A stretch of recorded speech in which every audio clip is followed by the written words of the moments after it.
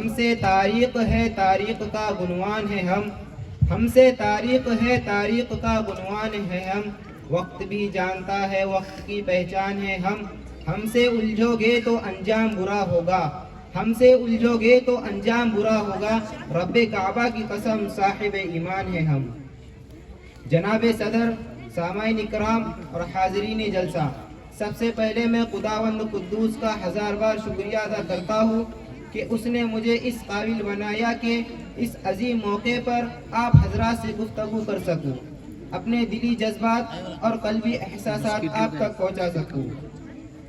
سامعین محترم، اس امت کی رہبری اور رہنمائی کے لیے جو پہلا مدرسہ قائم ہوا وہ غار حرا تھا، جس کے معلم اول رب کائنات، متعلم اول رحمت کائنات، واسطہ اول جبرائیل امین، کتاب اول قرآن کریم، مخاطب اولین صحابہ اکرام کی جماعت ہے۔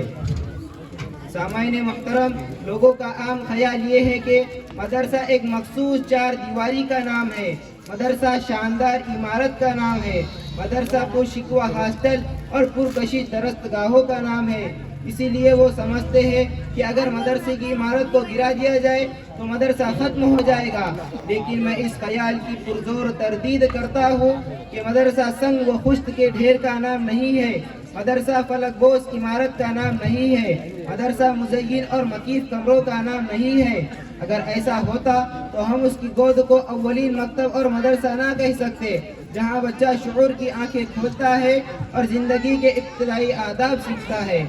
اگر ایسا ہوتا تو ہم دیوبند میں واقع انار کے درخت کے سائے کو مدرسہ نہ کہہ سکتے، جہاں محمود نامی استاد نے محمود نامی شاگرد کو تعلیم دے کر ہزاروں مدرسوں کی بنیاد رکھی تھی۔ اگر ایسا ہوتا تو ہم اس سادے سے چبوترے کو مدرسہ نہ کہہ سکتے، جہاں بیٹھ کر تعلیم حاصل کرنے والوں کو اصحاب صفہ کے نام سے یاد کیا جاتا ہے۔ تو پھر آپ مجھ سے پوچھ سکتے ہیں کہ اگر ان چیزوں کا نام مدرسہ نہیں ہے تو پھر مدرسہ کیا ہے؟ تو میں عرض کرتا ہوں کہ مدرسہ وہ ہے جہاں انسان کو انسان بننے کی تعلیم دی جاتی ہے، جہاں انسان کو زندگی گزارنے کا ڈھنگ سکھایا جاتا ہے، جہاں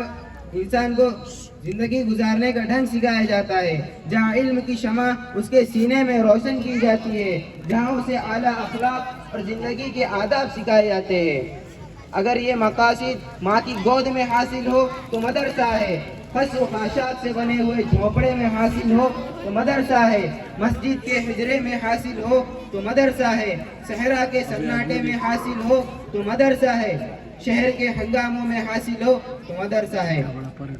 سامعین محترم، دور حاضر میں ان دینی مدارس کے کردار کا جائزہ لیتے ہیں تو فوراً ذہن کی گلیوں میں یہ سوال گردش کرنا شروع کر دیتا ہے کہ ان دینی مدارس کا کیا کردار ہے، کہ اگر آج یہ دینی مدارس نہ ہوتے تو آپ کا نگاہ پڑھانے والا کوئی نہ ہوتا، اگر آج یہ دینی مدارس نہ ہوتے تو آپ کا جنازہ پڑھانے والا کوئی نہ ہوتا، اگر آج یہ دینی مدارس نہ ہوتے تو حقوق والدین کے بارے میں بتانے والا کوئی نہ ہوتا، اگر آج یہ دینی مدارس نہ ہوتے تو زوجین کے حقوق بتانے والا کوئی نہ ہوتا، اگر آج یہ دینی مدارس نہ ہوتے تو رب کی توحید کو بتانے والا کوئی نہ ہوتا، اگر آج یہ دینی مدارس نہ ہوتے تو دعوت و تبلیغ کی محنت کرنے والا کوئی نہ ہوتا، اگر آج یہ دینی مدارس نہ ہوتے تو خانقاہ میں اللہ اللہ کا نام نہ گونجتا۔ میرے دوستو، جب تک تعلیم و تعلم کا صحیح جذبہ پیدا نہیں ہوگا، جب تک ہماری سوچ کا رخ تبدیل نہیں ہوگا، اس وقت تک یہ ظاہری ٹھاٹ باٹ کسی کام نہیں آئے گی۔ جب دل میں علم کی تڑپ ہوتی ہے، جب فکر کا قبلہ صحیح ہوتا ہے، جب علم کو علم کے لیے سیکھا جاتا ہے، جب استاد اور شاگرد کا رشتہ صحیح نہج پر استوار ہوتا ہے، تو ظاہری کر و فر نہ ہونے کے باوجود مدرسہ مدرسہ بنتا ہے، علم کا نور پھیلتا ہے، زمانہ انگڑائیاں لیتا ہے، انقلاب کی فضا سازگار ہوتی ہے۔ ایسے انسان پیدا ہوتے ہیں جن کی مثال لانے سے زمانہ تاثیر رہتا ہے۔ حضرات، یہ مدارس دراصل اسلامی چھاونیاں ہیں جن کے سائے میں زندگی ملتی ہے، افکار کے پھول کھلتے ہیں۔ ان مدارس کے ذریعے زندگی کا صحیح حل تلاش کیا جاتا ہے، اس لیے ضرورت ہے، وقت کا تقاضا ہے کہ ان کے ساتھ وابستہ ہو، اپنا تعلق قائم کرو، ان کی اعانت کرے۔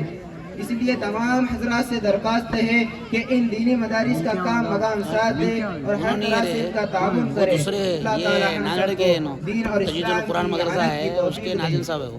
اللہ سے کرے دور تو تعلیم بھی فتنہ,